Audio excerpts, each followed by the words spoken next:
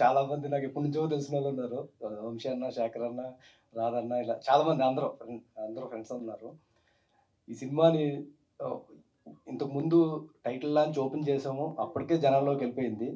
తర్వాత ఈరోజు టీజర్ చేద్దాము అని చెప్పేసి మా వంశీ నందిపాటి గారు చెప్పారు. ఆయన మాట మీద వచ్చిన 'కమిటీ కుర్రాళ్ళు' డైరెక్టర్ యదువంశీ గారికి ముఖ్యంగా చాలా థాంక్స్ అండి ఫస్టు. వంశీ గారి సినిమా తీసుకున్నప్పుడు నాకు చాలా ధైర్యం వచ్చిందండి. ఎందుకంటే ఆయన చాలా చేసి తీసుకుంటారు.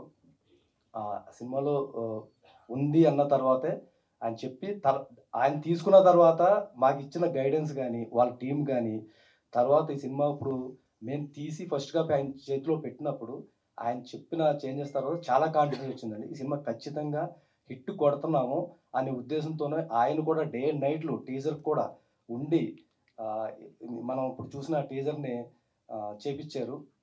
అలాగే ముఖ్యంగా నాకు ఈ అవకాశం ఇచ్చిన సుబ్బారెడ్డి గారికి, మన వెన్నపూస రమణారెడ్డి గారికి చాలా థాంక్స్ అండి.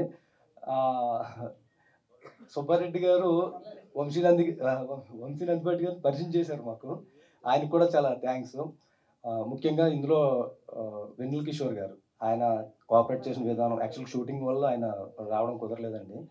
అలాగే మన మ్యూజిక్ డైరెక్టర్ కూడా ఆయనకు కొంచెం హెల్త్ బాగోక రాలేదు. అదండి.